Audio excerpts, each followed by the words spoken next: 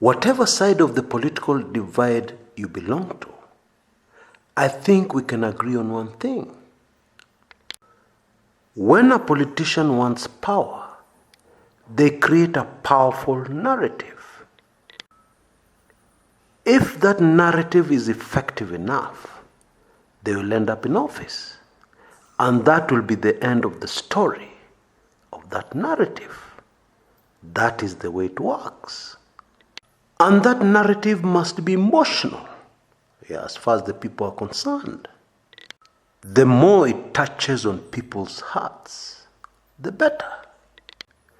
And if you can peg that narrative on a fact, the truth, that is even better. Your narrative instantly becomes much more powerful. Which reminds me, you must take in my weekly intelligence briefings, number 43, which I've described as being moto kama pasi, because it tackles head-on the claim by DP Ruto supporters that there are people out to stop the deputy president at all costs. If you're already a subscriber, you should check your inbox. You'll find it there. And if you're not a subscriber, use the email address you see on your screen right now to send a blank email, and you'll get an instant automated response, giving you payment details. Subscription for 6 months costs only $39. That's Kenya shillings 3,900 only. But you can also go for life membership. I highly recommend it, because without it, you'll not understand what is about to go down. Now, let us go into concrete examples of narratives that we've been given as voters so that we understand this better, and so that we understand the current narrative being shoved down our throats by both sides of the political divide. In 2002, Mwai Kibaki handlers, working very closely with Raila Odinga handlers, came up with a very powerful and emotional slogan, Yote Yawezekana Bila Moi. Now, for anybody who cared to look at this deeper, this was a very strange narrative. Because Moi was not vying for re-election in 2002. He had completed his last term, so he had to leave office. And therefore it did not make any sense for you to tell us, Yote Yawezekana Bila Moi. Everything is possible without Moi, because Moi was going anyway. But that narrative worked like a charm, because Kenyan voters rejected everything that had Moi written on it, including presidential candidate, and the person Moi had recommended to succeed him, Uhuru Kenyatta. Now, this is an excellent example, because powerful political narratives don't have to make sense. They just have to make emotional sense.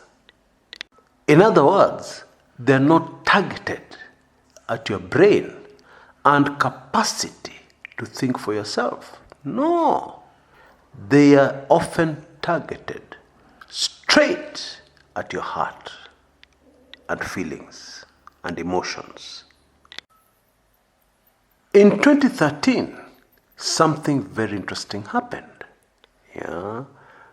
A narrative was prepared for us and delivered to us through a political consultant, stroke political analyst.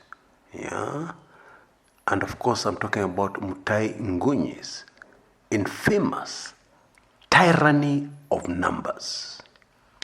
The long and short of what we were told is that the numbers of the House of Mumbi And the numbers of the Kalenjin nation, of course we're talking voters, were enough to keep the presidency between those two communities for as long as they wished. Those two communities. Now, based on what we saw in 2017, during the 2017 presidential elections, we can now confidently rubbish that thesis. It's not true. And looking back, we can guess the reason why this narrative was pushed was to prepare us to accept the election results. And it worked like a charm, because even I, covering the 2013 elections, at least half believed those election results. With the benefit of hindsight, I have to confess, with my head bowed down in shame, that I was not thinking. I must have stopped thinking at some point. And this is just the thing about these political narratives. Because we know when something is repeated enough times, by enough important people, by enough influential people, we start believing it as the gospel truth. Even if it's a blatant lie, that will not take much to prove that it's a lie. Anyway, let's fast forward to the current political narratives being shoved down our throats. We of course have the one that has gathered quite a lot of momentum within a very short time, of dynasties must go. We must get rid of dynasties in Kenya, and elect a hustler, one of us, somebody who understands the common Kenyan, somebody who does not have a famous father, a rich father, somebody who did not grow up in a famous political family. Now, that one is extremely powerful because there is some truth. We know that Kenya suffered a lot because of the ruling class. People who don't understand what the common Kenyan goes through. Indeed, decisions taken by this government have often ignored what the common man is going through. In the eyes of the typical Kenyan, the current administration is not interested in even taking a casual look at what affects the common man most. For instance, the lack of jobs. The government is not interested in creating jobs. They're more interested in other things. This narrative has been used very effectively in destroying, putting the BBI into trouble, and gaining supporters on a massive scale for Deputy President William Samoei Ruto. Very powerful narrative. We have to agree. Now, this is where it gets super interesting, because the other side has recently come up with another equally, in my view, equally powerful political narrative that I'm sure will gather lots of momentum very quickly amongst Kenyans. And fascinatingly, they have used the same consultant, the consultant who told us about tyranny of numbers. People should ask the same consultant, what happened to your earlier thesis about tyranny of numbers? Are you now telling us that that was not true? That this latest narrative is the one that is true? Anyway, I'm sure most of you have guessed what it is. We are now being told that it is immoral to have a country like Kenya with 43 tribes ruled for 60 years by only two communities. Yeah. And so going forward, the question to Kenyan voters is very simple. Do you want in 2022 to get rid of dynasties, or do you want in 2022 to get out of that very deep hole of having the country called Kenya ruled exclusively only by two communities? Which one would you choose? In my view, the true tyranny of numbers will win the day concerning this question. Because the true tyranny of numbers is with the other communities. That should be obvious. Because we know for sure what supporters of the deputy president will tell us. Of course, the emotions are going to kick in, and they're going to tell us, kumekucha, stop being tribal. Okay? It doesn't matter where in Kenya an individual comes from. As long as they're the best candidate for the job of the next president of Kenya in 2022. So let's go for the hustler nation. Because they'll tell us the truth is there are only two tribes in Kenya: the haves and the have-nots, the hustlers and the dynasties. Therefore, the priority right now for the country is to get rid of the dynasties forever.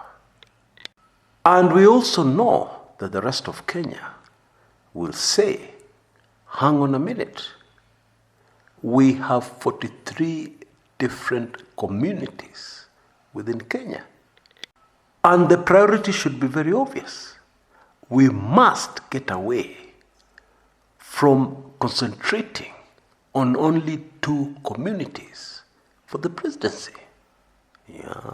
Does it mean that other Kenyan women from other communities cannot give birth to a president? No. That can't be true.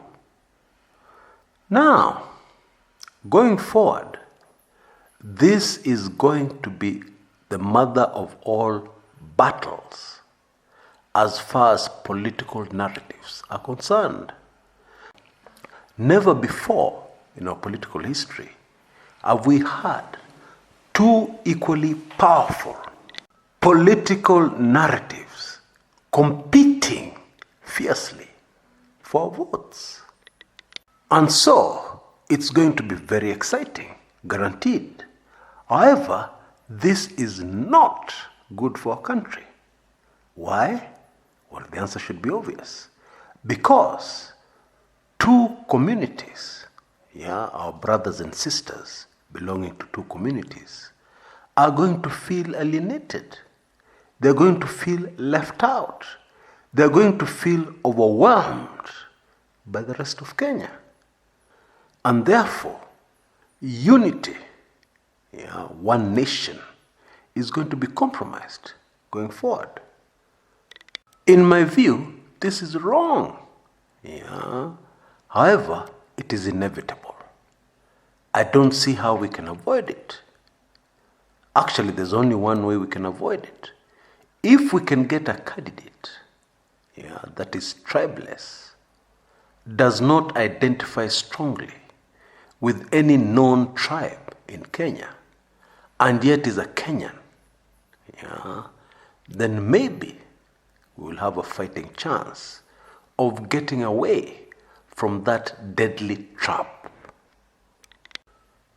The ideal candidate, in my view, should have a mother who comes from two different Kenyan communities and a father who comes from two different communities. In other words, a tribeless candidate. Now, I realize that this is a pipe dream. But then, our own Lupita Nyong'o Oscar Academy winning actress told us, all dreams are valid. And I'm encouraged in my pipe dreams by the fact that for years, as I ran the Kumekucha blog, I dreamt of a brand new constitution for a country called Kenya. Yeah, if you go back to my old posts, you'll see that. And it looked like a major pipe dream. Until the very bad things that happened in 2007 unfolded. And very quickly, the country was forced into a path of coming up with a brand new constitution as soon as possible. And as I speak, today, we have a new constitution. Yeah, not fully implemented. There are very many problems, but it's a start. All dreams, even very far-fetched ones, are valid. Until next time, this is Chris Kumekucha.